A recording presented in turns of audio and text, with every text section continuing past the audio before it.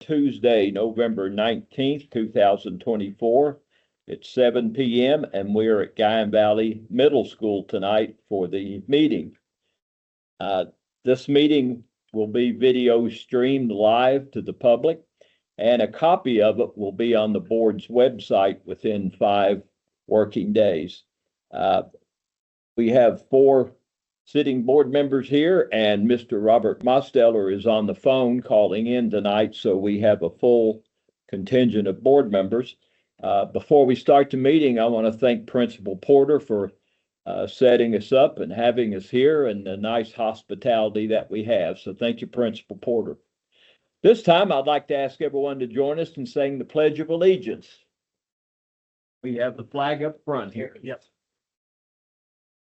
I pledge allegiance to the flag of the United States of America and to the republic for which it stands, one nation, under God, indivisible, with liberty and justice for all. Thank you. At this time, for public comment, we have Lisa Marcus wants to speak. I don't know where is that the podium right there? She is on the agenda later for basketball. I didn't know if it got on the agenda, but she can speak now and again. It's the same person. Okay, that's fine.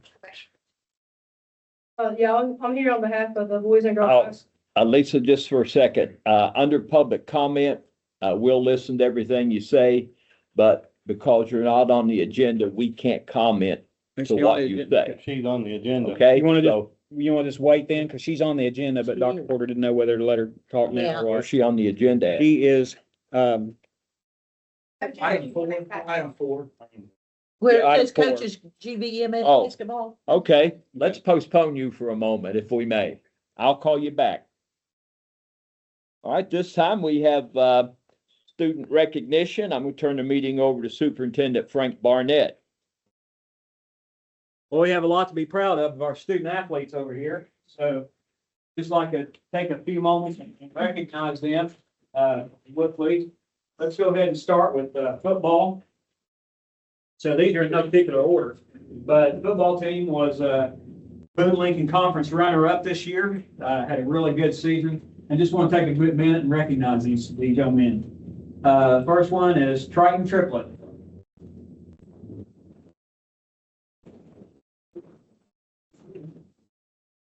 Caden Shortridge.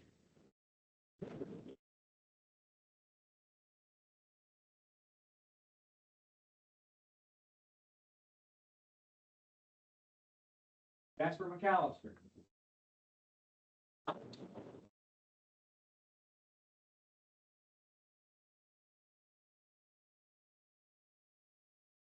Holton Vance.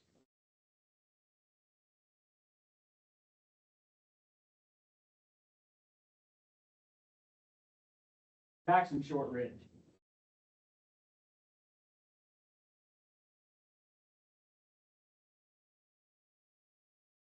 Quinn Montgomery.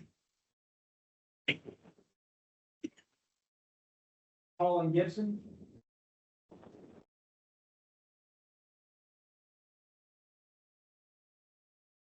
I apologize ahead of time. Orion Algier, is that correct? Yeah. Hey, I do. All right.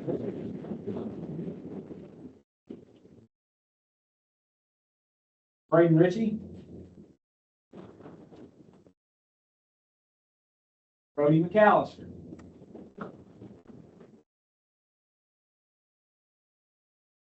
Aiden Thomas.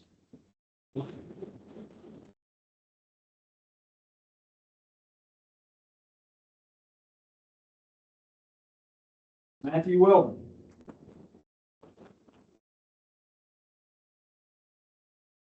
Chance Adkins.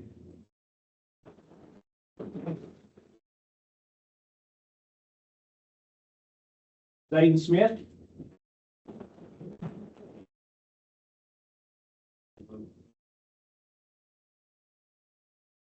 Clayton Mosley.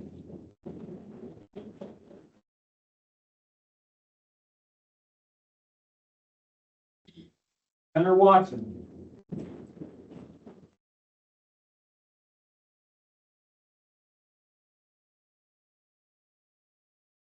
Jeremiah Brizendine.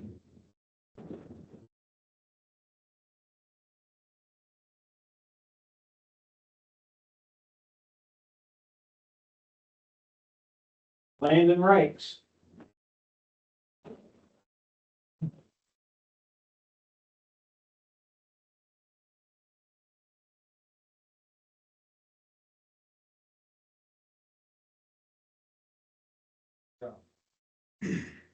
Donovan Miller.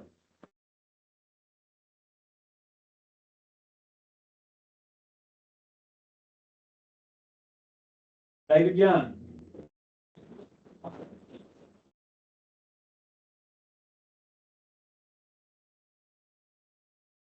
Landon Weissong.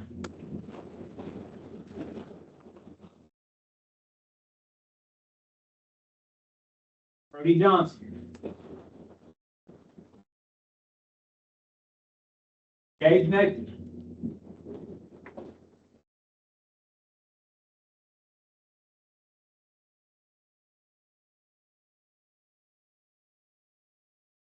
Chase Atkins.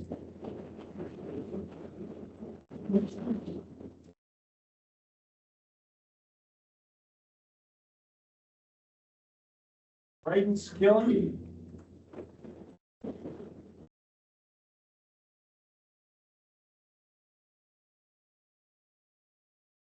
Bentley Brunfield.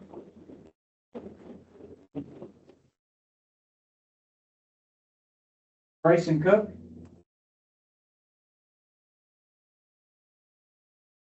Sam Belcher.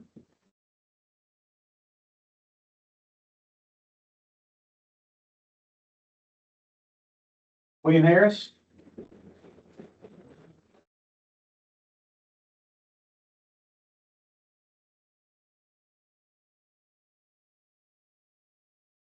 Colton Cantrell.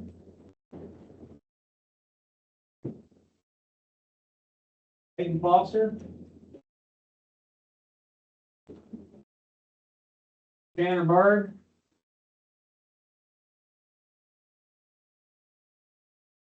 Jax Hodges.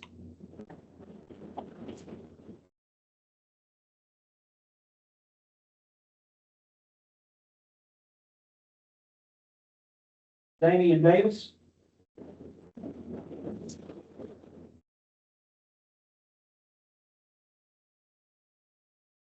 Connor Gibson.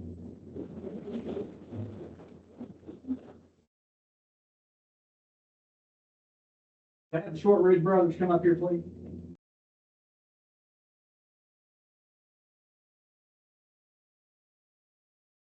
This one goes to Ryder Shortridge.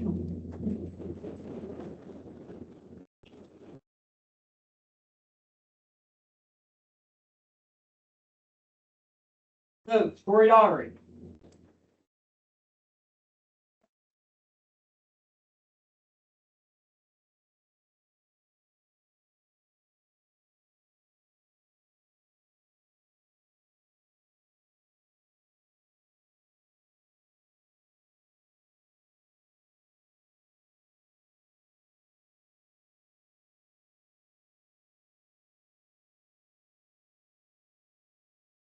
Logan Dingus.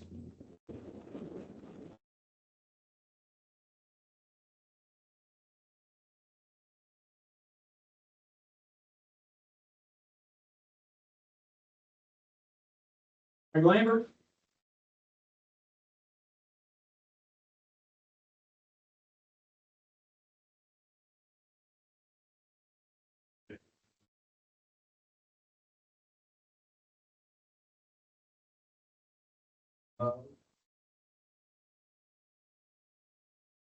Rick Davis.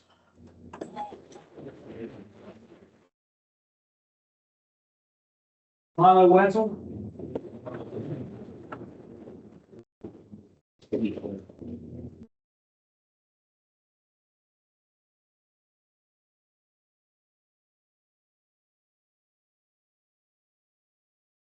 Okay, thank you very much, guys. Did a really good job this year. I'm proud of every one of you. A lot of work you put in, and good job of representing your school.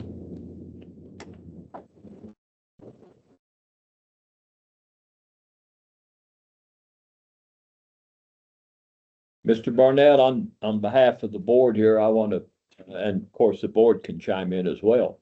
I just want to say, thank you all. I congratulate you. I congratulate you on your success. Guyan River produces pretty good athletes and they have forever. I'm a Guyan River person, but I wasn't a pretty good athlete. Coach Mike Linsky dubbed Guyan Valley High School years ago as the River Rats. And I think we wore that pretty good. I want to see all these young men at Lincoln County High School playing their hearts out over there. We've got as good athletes here as anywhere, and we can be winners at the high school level as well. So thank you, guys. Board members, if you all would like to add anything. Good job, guys, who represent the county well, your school well. Appreciate it. And next up is, the Guyan Valley soccer team, who are the Boone Lincoln champions, and we have a banner for them to display. They'll be able to hang that up and display that.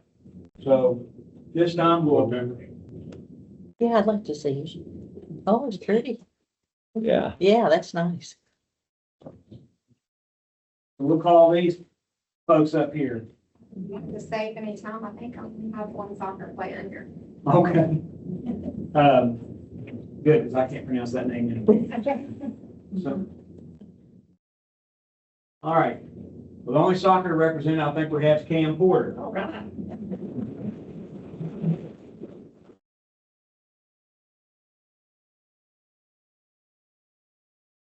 Also, Conference Player of the Year. Well, there you go. Let me find it.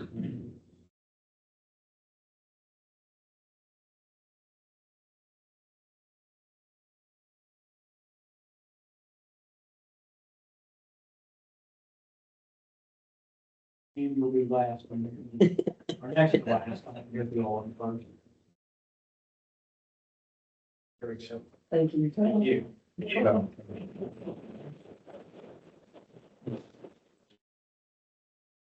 Again, good job. I don't understand soccer.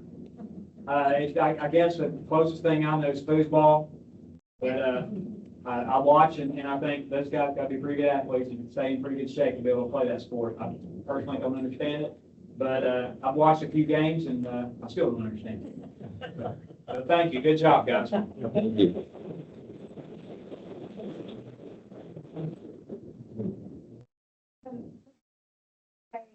Thank you, because Pam, thank you, but these are mostly my eighth graders that showed up tonight, and that's really proud, and it shows a lot about their coaches and about their school. Yeah. That your eighth graders are the ones that come in tonight, so thank you all. Thank you. Thank you, Brad. Yeah, thank you, Liz. Appreciate it. Yeah, you're free to go, but you're welcome to stay, but you're free to go. Yeah, you're certainly welcome to stay if you want. Free to go as well. Listen.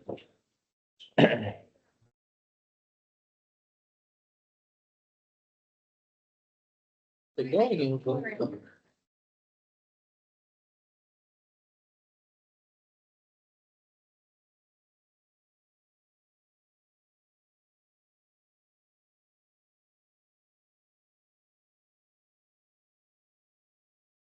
I called it.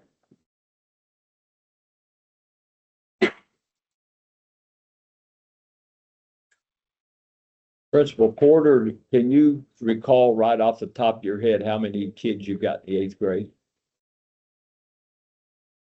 74. If half of them are boys, then about all the boys are in either soccer or football, huh? Yep. Good. And a lot of those boys are on the basketball team. I think that there's 9 eighth graders on the basketball team, and our girls are represented really heavily for eighth grade also for the female sports, so mostly eighth grade. Great. And soccer's co-ed, isn't it? Yes. That's what, yeah. Yeah, we only had 13 or 14 soccer players this year though, and you filled 10 or 11, 10, I don't even know, but It's supposed to. at once, yeah, so we only had a couple extras. All right, thank you. We'll move right along to presentations and reports. Now, Alyssa Marcus. Now we can talk. I'm sorry for that initial confusion. No, I'm here on behalf of the boys and girls basketball team. We're just asking for some, for additional funding to complete our locker room project. We have secured $2,000 in funding from the Lincoln County Youth Sports Association. We had the contractor, TA Hurley, come out. He gave us a quote. It's gonna cost around $4,000. That locker room hasn't been touched, and I don't know the exact amount of years, but it definitely did some work. We also have a shared space that we made a solution for. The boys just have like a common space in the middle. The girls have like kind of like a closet they put in a locker room years ago. But he's gonna be able to, the wall that's there, he's able to fill up the rest of the way and make the boys their own private locker room where they can lock a door. Because right now it's kind of an issue with boys and girls having to share the same space. So with the quote, we're doing all painting the whole locker room and the coach's office and all of that, and putting some flooring down and then giving the boys their own section of the locker room. We're able to reuse the lockers that are there, so that cut down a lot of funding. We're just able to put them in their new area. So we're just trying to, just asking for the last $2,000 we need to finish our project, because we were able to get 2,000 secured already, through the sports association. Okay. So you've already got the pledge from the Yes. youth I've already- association? Talked to them. They already voted on that. They passed it. We're supposed to get the check. I think it's tomorrow. So for that, and then, yeah, so we're just 2,000 short. Long overdue. Yeah, for sure. Yeah, we've been trying to make some improvements over there at the concession stand. We're getting some work done. Members of the community came in and they put new flooring down, put new cabinets in there and some countertops. The locker room was just kind of a little more than they could do. So TA is gonna be able to come in. His timeline's about 2 weeks. So he'll be able, maybe the first week of like when our game started, it should be finished, so. Cause he's able to start Thursday. When do your games start? December 5th is our first home game, but TA is able to start on Thursday. He said he could get everything tomorrow and start on Thursday and hopefully be done, by Wednesday of the 4th. To elaborate on what she was meaning by like a shared space, is that Probably. the traditional girls locker room Probably so. I just wanted you all to vote on. would be used for visitors, Yeah. right? So our boys locker room is the home locker room, and the way that we play in middle school all on the same night, thankfully, but since we do, there's a lot of times boys and girls can run out of that area at the same time, and you don't want it to be a changing area. It's fine if it's a kind of an open co-ed spot in the middle, which is what we planned, to where they could watch film, have the TV there, have a whiteboard there and seating. But the girls already, I believe it was some time ago that they kind of blocked off an area within the locker room, and there's a door and they have their lockers in there, so they can shut the door and have an area. But to get to it, you have to go through that common space. So if boys are in there changing, they stand at the front of the locker room door, and they're like, hey, can we come in? Can we come in? So the showers that no one has used, like that big shower hall, I think there's probably 8 to 10. I don't know. It's a decent sized space that no one's used showers there in forever. And, it's just been storage, like for as long as at least I can remember, it's been storage. So our hopes is that we could wall that off to provide the boys their own separate space to where they could shut the door, so that there's no intermingling or any issues like that. And then the coach's office still provides a shower in there, should anyone ever actually need a shower. But no one uses, showers nowadays after the games and stuff. Yeah, I recall back, I was one of the first classes, maybe the first, that went into the we call it the new gym then. And I came from a house that didn't have any indoor plumbing, and I was tickled to death to see those showers over there. But now kids don't shower, not at school. No. So, good use of space.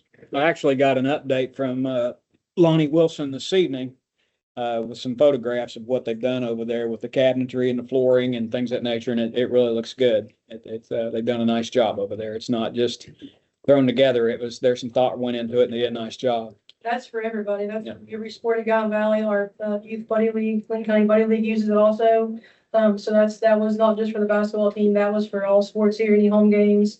Volleyball. Yeah, volleyball, soccer, football, everybody, so they really came in, yeah, Lonnie Wilson and then, Ron Baker did the cabinetry, and a couple other people came in and Yeah. really helped them through that together. It was If we fun. take those showers out, will that affect football? They're not taking them out, he's just gonna be able to cap them and not actually, we're not removing them. So football would still be, It's a separate locker room. okay. And they have showers there. Ms. Marcus, are you sure of the I amount? believe they do. don't think- Yes, I am. Okay. Yeah, I can pull up the documentation from TA, and I'd talk to Josh Bell and send him the documentation, everything like that, so that's a set price. Okay.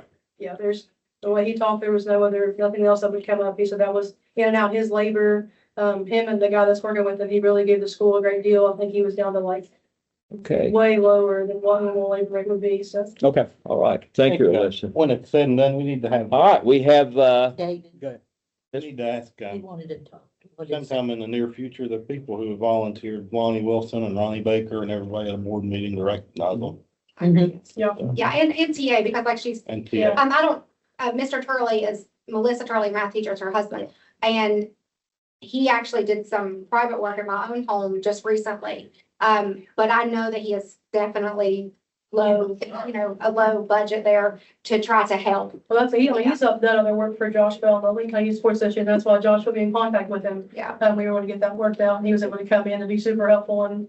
anybody who's had a hand in it, I think we need to Mhm. recognize. all right, thank you. Thank you. This time we have, Principal Brittany Porter with the Local School Improvement Council report, so. Delivered a folder there, everyone. And I'm just gonna follow the standard format that we have been given, this way to go through.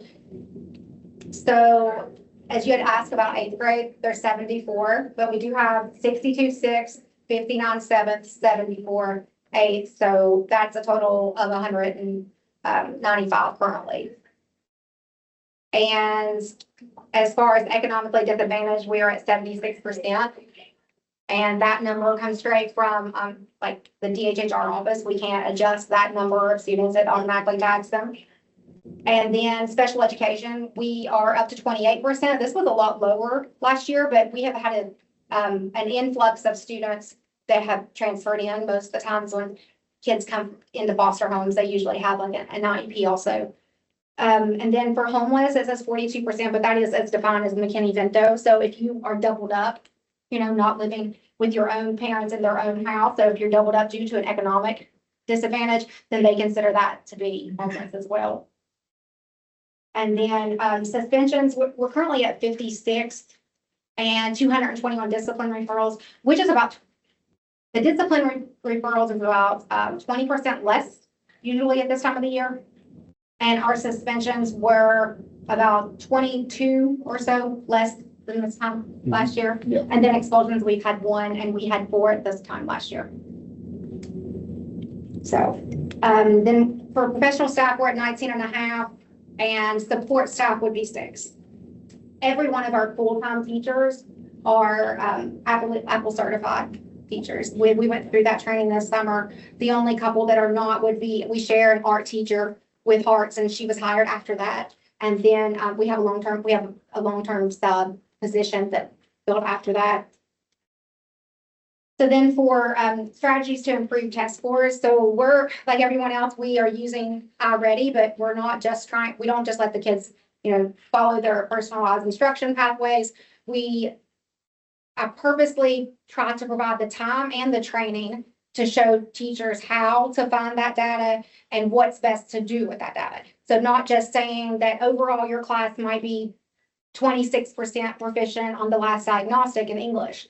We want to look at what state standards it says that they know, which ones they kind of know, like it gives like a clear check, and then which ones they don't know. And then they are to cross-reference that with the standards they actually taught. It's up to that point. So they can see if they were, if they taught a standard and less than 50% proficient on it, then you should reteach the standard, like revisit it, and not just the same way. You should probably maybe looking at a different way. And then we did the same thing with our West Virginia GSA benchmark. So this was the first year that we took the benchmark as a full school instead of leaving it up to math and English teachers previously if they wanted to take it. And so we're taking it just like it was the GSA at the end of the year. We're trying to stimulate that testing process the same. That way the kids aren't caught off guard or more anxious because it's the first time they've been in that environment. And on the last PD day, we looked at our benchmark results the same way. Teachers were instructed to look at what standards they taught to that point, and then out of their classes, so you can group them in the Cambian portal, what is the proficiency that you taught, the standards that you taught, and then also you can look at the standards that you haven't hit yet, and if just me, myself, I teach Math 8 honors. I still have a section of it. And I think it was like it was standard 817 I hadn't taught yet, but 64% were proficient on it. So that tells me I don't need to spend a lot of time on it whenever I go over. So we went over that at the beginning of the day, like what to do, how to kind of look at it. And then all of the math and English teachers did that through the day.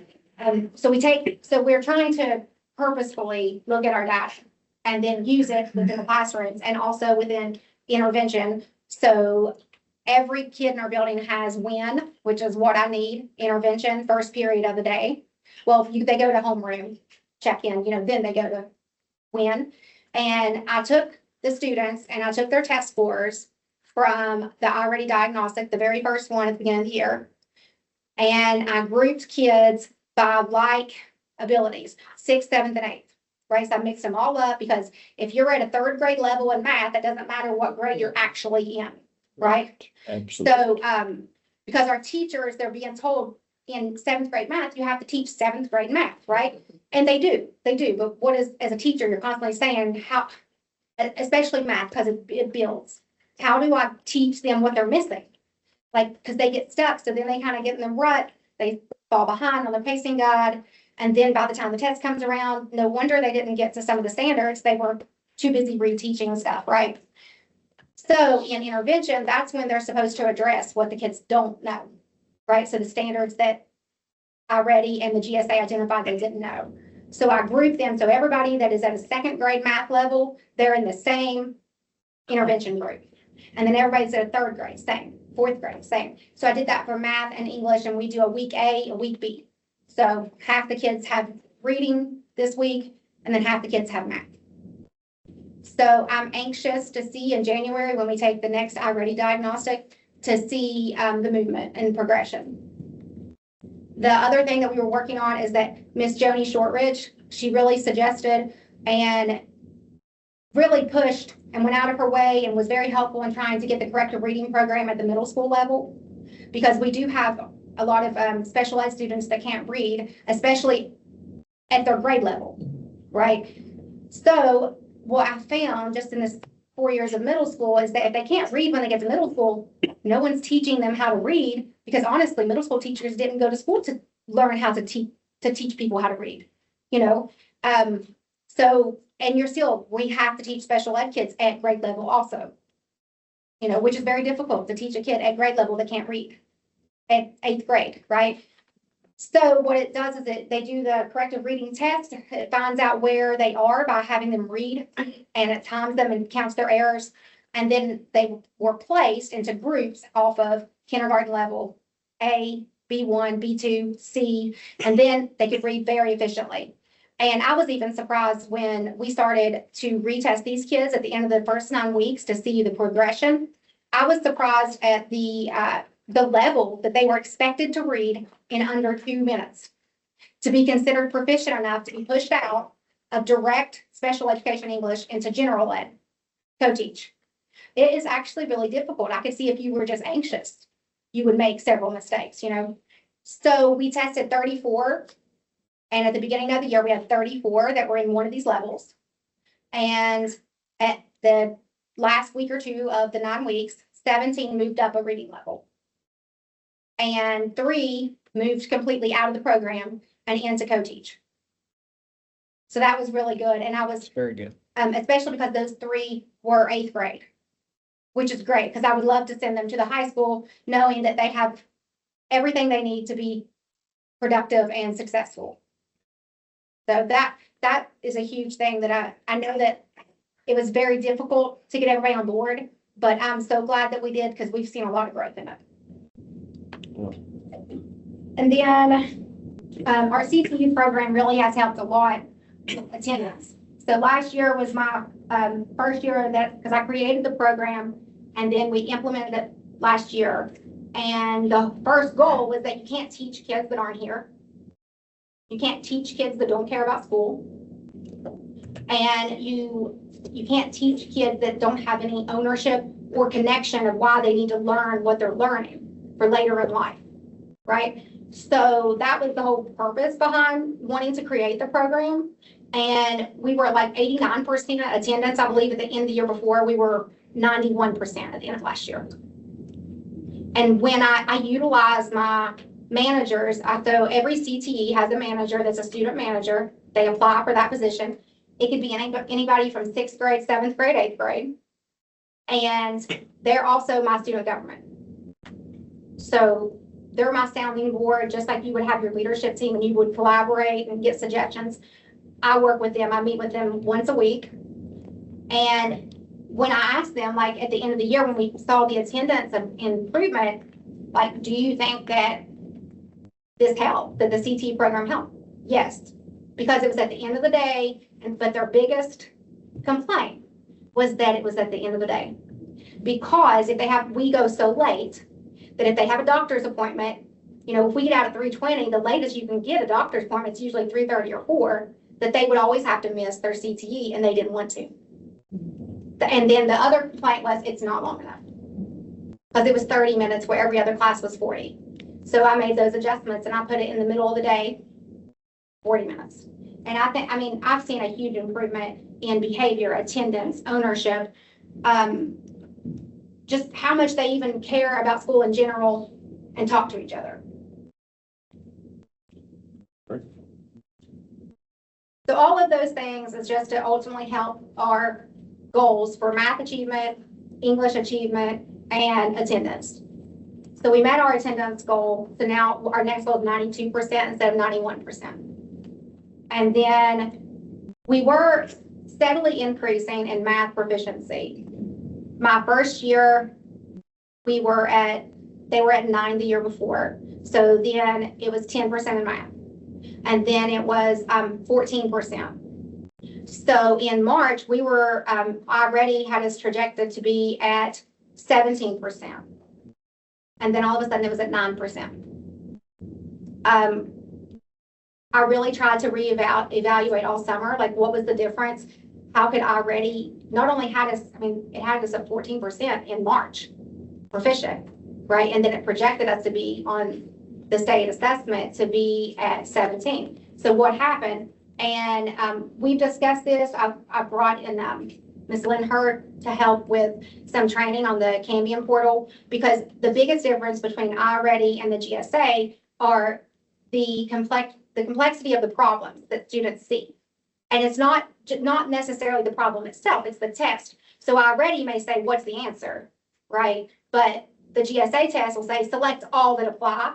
But the next one may say, what's the best answer? The next one may say, type in the answer with the correct unit. It has lots of different points.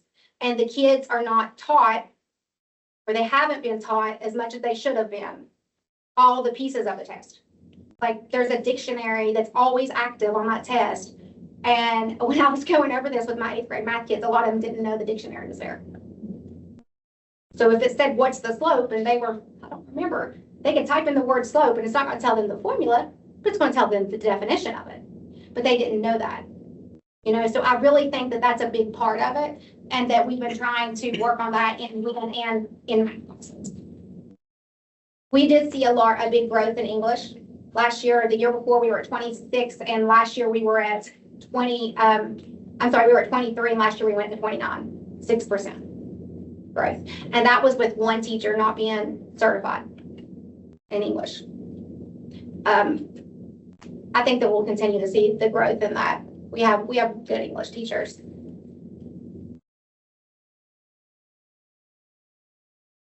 And then the celebrations part at the bottom of the second page, you all went through that with the athletics piece. I did recognize that the CTE program really is a celebration for me to see kids walk down the hall and see trash and pick it up. No one told them to. The coasters are Wildcat Design CTE. They made those. The food are home economics CTE, made through food. And they do things like that throughout the whole building. So your 8th grade posters that you see hanging up, you know, your local photographers may charge you $45 to have those printed, are Wildcat Designs print them for like a $10 donation to help pay for the ink and stuff. Sports management, they'll set up all the, before the games and try to, you know, help set up, line the field or in the basketball gym, they'll bring the chairs out and that kind of thing. Health sciences, they help our nurse because we only have a nurse 2 hours a day. So they'll come down and help just do, we call it triage, but really they're just maybe giving her a Band-Aid or, you know, helping her find kids when she needs to give them medicine because they'll be in here on the end of recess and she needs to give 2 or 3 kids some medicine. And Pam's yelling for certain kids. So then the nurse triage from health sciences goes and finds the kids for her so she can track her down. But carpentry and trade skills, they've helped in every way from repairing something to putting the fence back there, like the poles, like the wooden beams that they moved, to the basketball rim, to in the library, which we do still have a library. It's just across the hall. The kids love the library. Our business management, they run the library. And Sophie Ritchie, she's right there. She is assistant manager for business management and she's in 6th grade. But every day she is in that library during CT, which is opposite lunch. And kids can check books out. They can put them back in. She'll come and tell me like, hey, this has been out about a month. You think I should track them down? She'll put them back on the shelves where they go. She's labeled them back on the shelves for me. Like, so all across the building, our kids are the ones that are really keeping it going for us. So that's a huge celebration for me.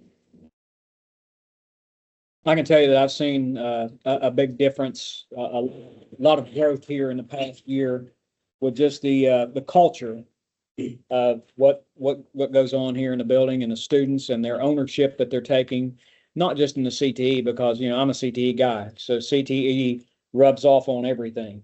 It leaves its mark on everything that you do. And that's what's happening here with these kids and their ownership and their programs and their leadership, developing those skills that will transfer, you know, later on in life. It's so I've seen a lot of growth here, and Dr. Porter and her staff are being commended for that.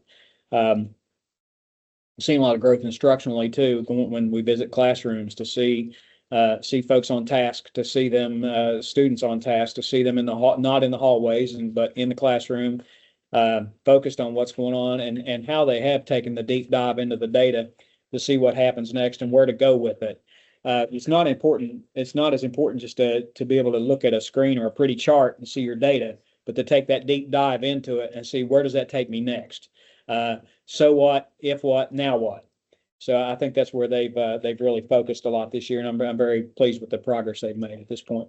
Yeah, I just want to comment a couple of things that you said. It did my heart good to hear you say that kids have to be taught at their level. For years and years and years, that's never been done in education, and it isn't done as a state practice. We teach grades, but we don't teach skills. But that's where the students are. They're under skill level. And my dream is to see primary grades, intermediate grades, and then high school. A teacher in the primary grades may have first, second, and third all in the same classroom, working on their particular skills. But that's probably a way off. But I would like to ask you to do something to get with Mr. Barnett and Mrs. Shortridge and plan ahead for the summer.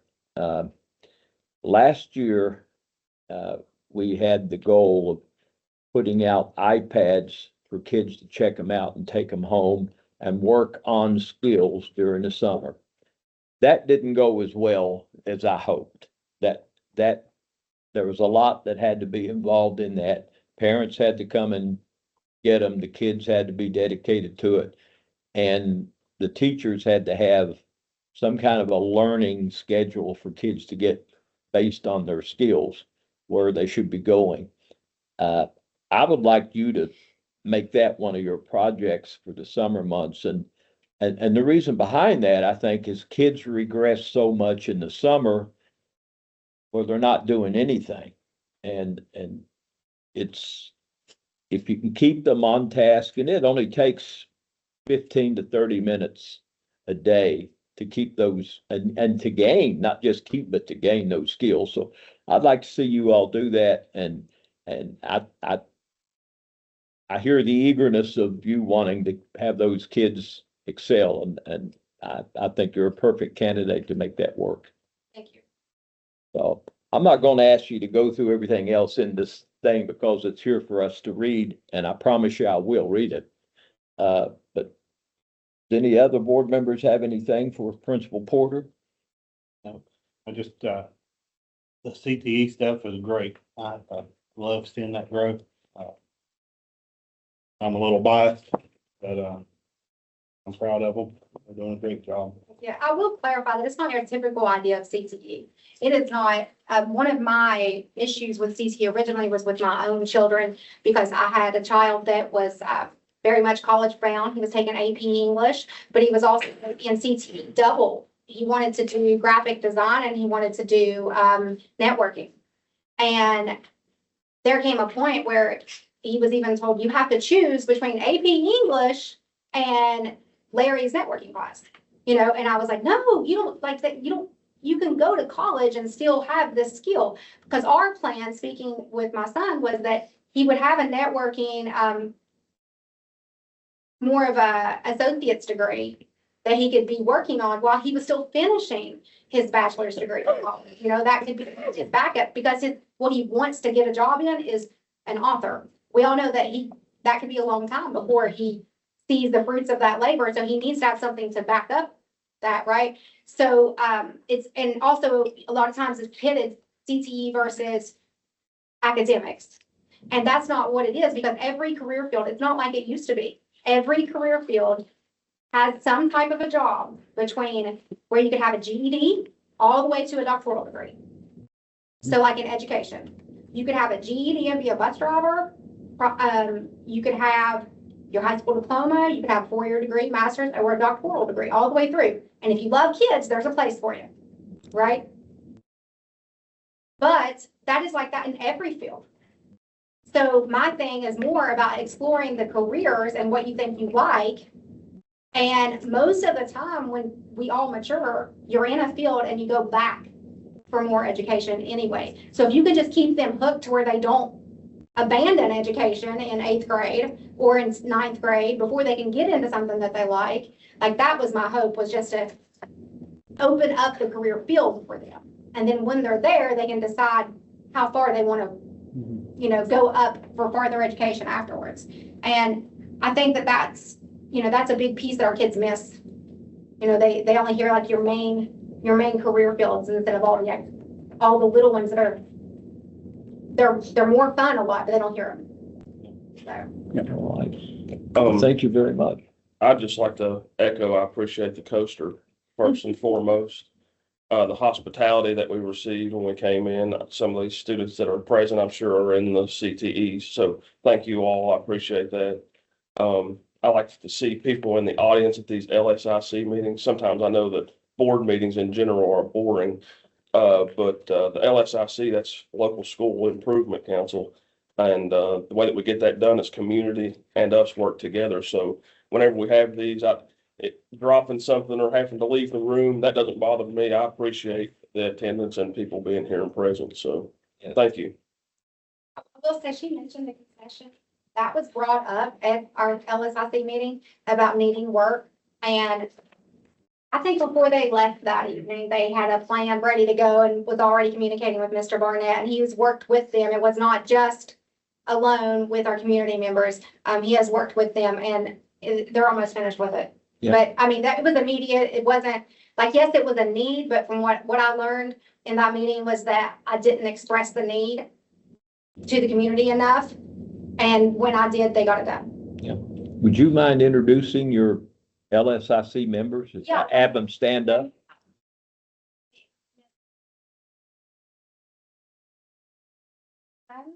Ms. Donna Adkins and Ms. Jonna Treadway. And then Ms. Ashley Wilson. And then I believe that my two student ones, one of them was here. He had left. It's Colin Gibson, a football player. And a couple of the other ones might have left, I think. But yes, yeah. All right. Thank you all for your Thank you. support. I appreciate it. Thank you, Brittany.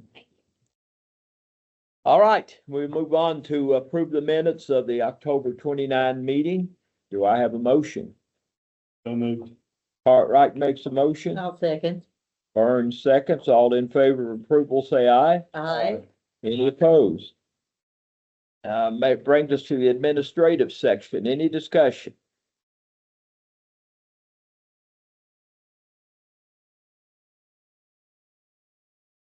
If I make a motion to approve. I'll second. Wilson makes the motion, Cartwright seconds, all in favor of approving the administrative section, say aye. Aye. Any opposed?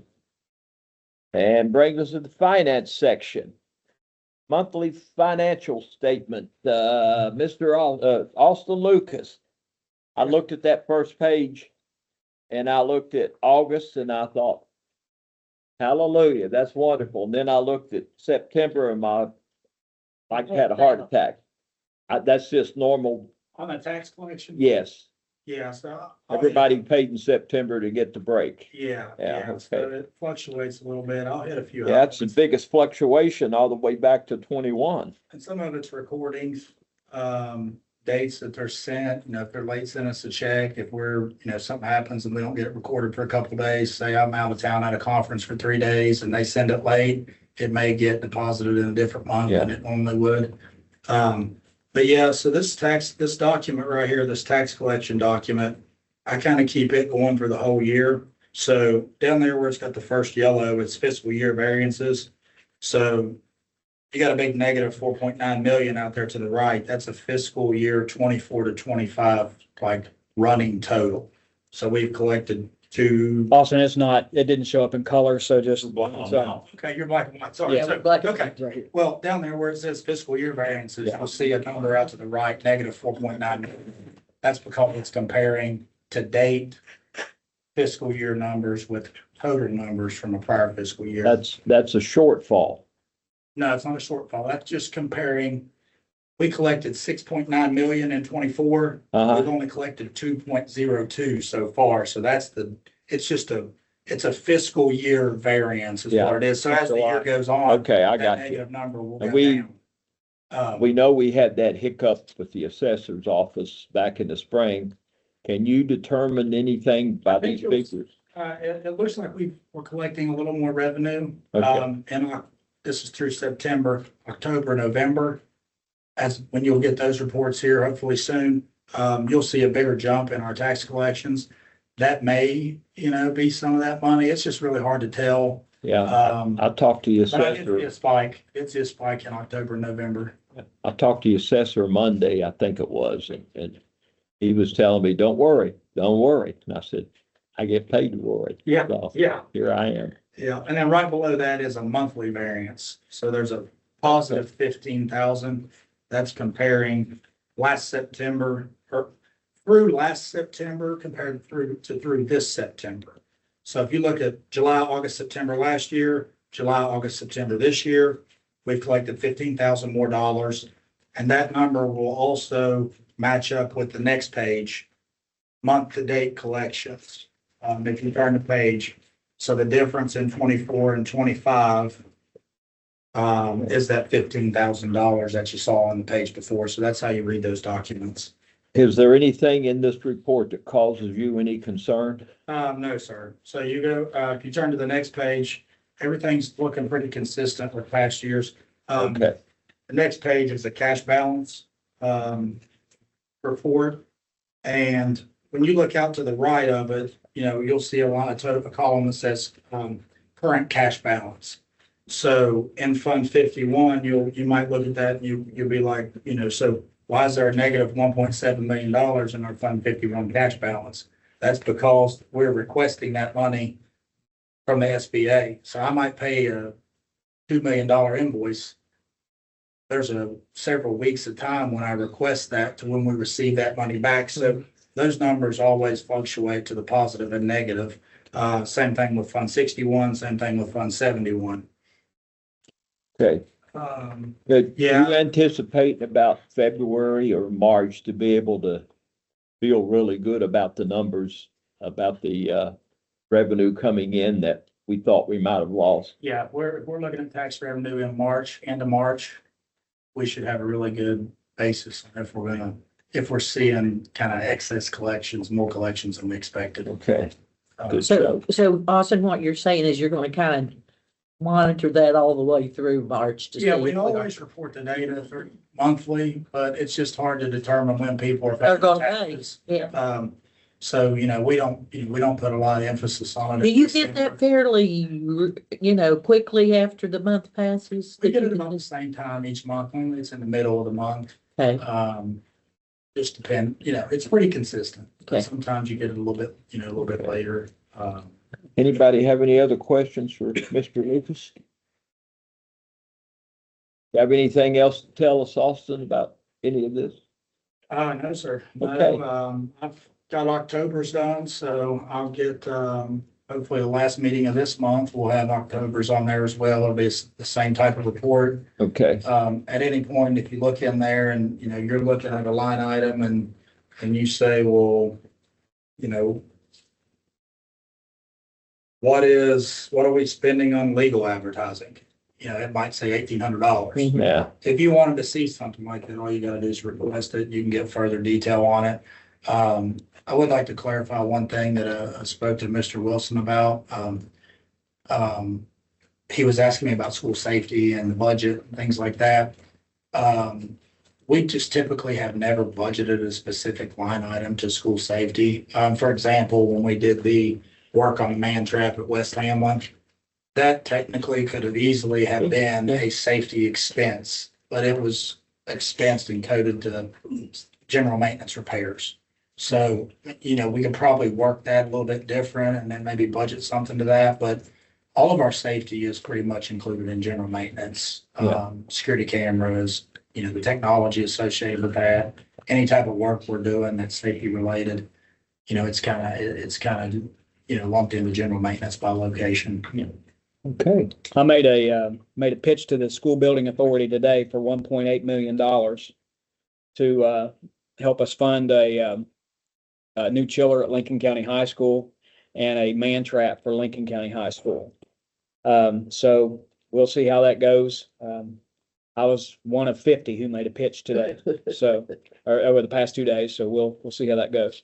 Well, I would just want to say I went with Mr. Barnett this morning, really early, and he made a very good presentation, was well received, and I think he made some headway. So I appreciate the good effort, Mr. Barnett. Thank you.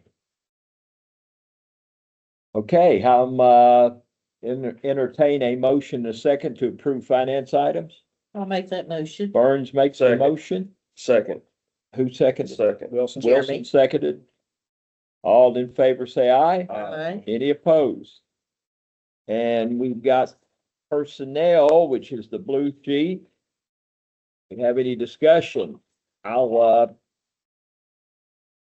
call your attention to item D7. I'd like to separate item D7 for a separate vote. D7, David. D as in David. Okay, Make a motion to separate these. Cartwright makes the motion. Second. Wilson seconds. All in favor of separation, say aye. Aye. Any opposed? That's a 5-0 vote. Let's just vote on it while we're here. On item D7 has been separated. Mr. Mosteller is going to abstain. This happens to be his wife. So, I'll take a motion in a second to approve item D7. So moved. I'll second. Wilson makes the motion, Burns seconds. All in favor, say aye. Aye. And that's a 4-0 vote with one abstention. All right, bring us to the rest of the personnel items. Do I have a motion to approve? Make a motion to approve. Who made the motion? Cartwright. Cartwright made the motion. Mosteller, would you like to make the second since you haven't done anything? Mosteller seconds? Okay.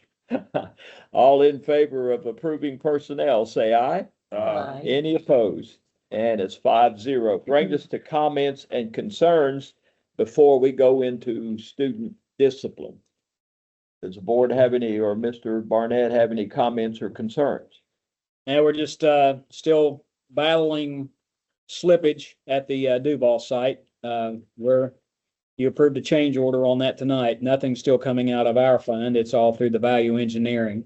But it's one step forward and three back up there with the land itself. We're into a shale seam that keeps slipping. And I was telling Mr. Bell today when we were coming down the road, the schools have a whole different set of rules when it comes to building and construction. If we were building a Dollar General, we could throw up a retaining wall and call it a day. But with a school, it's a whole different set of rules that we have to follow with geotech and engineers and everything else to make sure that beyond a shadow of a doubt, there will be nothing come down into a school building or near a school building. So that's why the sense of urgency to have all that repaired. They're on track pretty good. They've been working 7, 11-hour days. So they're working to try that. We're down to the last 30 feet to take out before we're at a site level. They have drilled a bunch of holes. Mr. Davis and I were up there the other day and we thought we'd gone to Egypt to see the pyramids. There are all these little pyramids about this tall, about 70 of them out there in the middle of the flat part. And that's where they're drilling to do some blasting to put what they're calling in lean fill, which is it's an aggregate that goes in there before the footers go in. So we're definitely making progress, and I'm excited I'll be excited when I see some machinery digging footers. I think it's closer to completion than we think it is as far as the excavation goes. All right, any other comments and concerns? Yeah, October's ESC meeting, they had really a long discussion on school safety. And I don't know what the plans are, but I know it's on the ESC's radar, from man traps to, funding for resource officers. I don't think we're the only county that deals with it. We're probably one of the only counties that, only have one. Are they talking about for elementary and middle and high school? Every building. Every building? Every building. I just wondered if they were thinking I think about. they're looking at, there's some, and Mr. Barnett can correct me if I'm wrong. It's always an issue with insurance and, that kind of thing. Mhm. They would hire resource officers through the ESC. So there's some legal stuff they've got to get the lawyers involved in, but it is on their radar. We may have more information of that after tomorrow. We meet again tomorrow. But I think that's something that's on the legislature's radar as well, our safe school entrances. I think that's something we're going to see that get some traction in this next legislative session.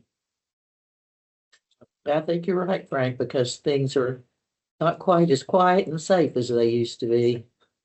And people are very concerned about their children being in schools that, need maybe a little bit more of safety measures. Well, I would urge the board to contact your state senators and state delegates. I've been doing that regarding homeschool. We have in excess of 500 kids in Lincoln County homeschool. Your kid. That's a significant amount of money that the county loses. And I personally think every parent has a right to homeschool their kid if they wish. But there's a couple of problems with it. The money comes from your local school system and you still have to provide all the services, whether they're there or not. You And the gotta do it for the materials other and kids. books and all And the that. second part is there's no accountability No. currently in monitoring that education. So when I've been talking to our delegates and senators, I'm saying, look, if you want to keep the whole concept of homeschool, that's fine. That is a conservative position that people take, that parents have a right to do that. But don't cut the funding to your local school system. And number two, you're not actually ensuring that those kids are being educated. So David, did they take the state test at the level that they are taught at home? They can. they They can, can, they but don't it's have not to. required. No. It needs to be required. They do have to do an annual assessment grades every year, but they. But it's not the They state submit testing. to the school board in grades 3, 5, 8, and 11 only. So that's the only times that we do the check to make sure they're doing an annual assessment or in those grades. Well, I think that's a two-handed thing with people, and especially our legislators and parents who want to homeschool. And I see that there are people who really do want to do that. But by the same token, we test every child in third grade. Now, is every third grade homeschool child tested with that same test and held accountable to that particular, their achievement level? Should they achieve? We don't know any of that. We've never known, and we never will until that's in law, codified in law. And it really is not fair to school systems to hold children to that and then not hold children who are not enrolled in schools. It's become a source of income, I fear, for some parents. Oh, I do too. What is it, up to $6,800 a kid? And if you have 3 kids, That's you're looking, over increasing your $20,000. income $20,000 You're a exactly year. right. So it has all the things that are positive for pulling kids out of school. Yeah. And none of them that are really, we're using the testing not as well as we need to do. If we're going to test all 6th graders and 5th graders and 3rd graders, then we ought to test everybody that's homeschooled. But you can test them, but there's, whatever the results are, We never know. you can know, but there's nothing's gonna happen. No, because the legislature doesn't have the guts to do it. Okay, with that, we're ready for, executive session for employee discipline.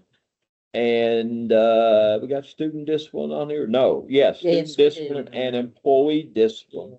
I make a Like that. motion that we enter executive session. I'll second. Wilson made the motion, Cartwright seconds. The time is 8:02. All in favor of executive session, say aye. Aye. Any opposed? And we are going into executive session. Do we do that here or somewhere We can do else? it right here. Sean, you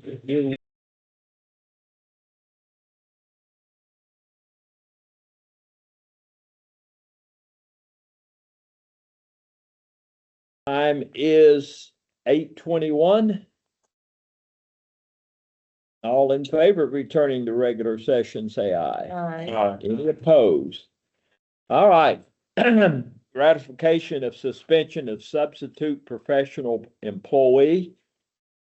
I'd like to have a motion and a second to ratify the previously imposed 10-day suspension from November 6th through November 19 without pay of a substitute professional employee. All in favor, say aye. Aye. Need a mo. Aye. I'll make a motion. We make a motion and then. Oh, yeah, we Yeah. need a motion Yeah. first. Cartwright makes a motion, I'm sorry. I'll second. Wilson seconds. That we do. As read previously, all in favor, say aye. Aye. Any opposed? And it passes 5-0, and the employee is Sandra Vogel. Sandra, Vogel. S-A-N, Yes. S-A-N-D-R-A, Vogel, V-O-G-E-L. VOGEL. Employee B, I'd like to have a motion and a second to ratify the previously imposed one-day suspension of November 7th without pay of a professional employee. Do I have a motion? So moved. Wilson, Second. Cartwright, all in favor, say aye. Any opposed? And the employee is Andrew Fraley, Andrew. Fraley, Andrew Fraley. All right, under student discipline, in accordance with West Virginia Code 18A-5-1A and 61-7-2 and West Virginia Department of Ed Policy 4373, student A shall be expelled from Lincoln County Schools. Do I have a motion? So moved. Wilson makes the motion. Second. I will let Mosteller second. All in favor, say aye. Aye. Any opposed? And it is unanimous. Next on the agenda is adjourn until Tuesday, December 3rd. That's 2 weeks. At 7 PM at West Hamlin Elementary. For another LSIC, I'm assuming. Yes. Make a motion Okay. to adjourn. Cartwright makes the motion. Wilson seconds. The time is 8:25. All in favor of adjournment, say aye. Aye. Any opposed? None, and we are adjourned. Thank you, Robert. I appreciate it. You have a good day, buddy. David, is there another Bye-bye. Thursday in the month of November? Well, down to 10%. Oh, Yeah. okay, so it's the week we're off. Okay, because I thought Tuesday. the third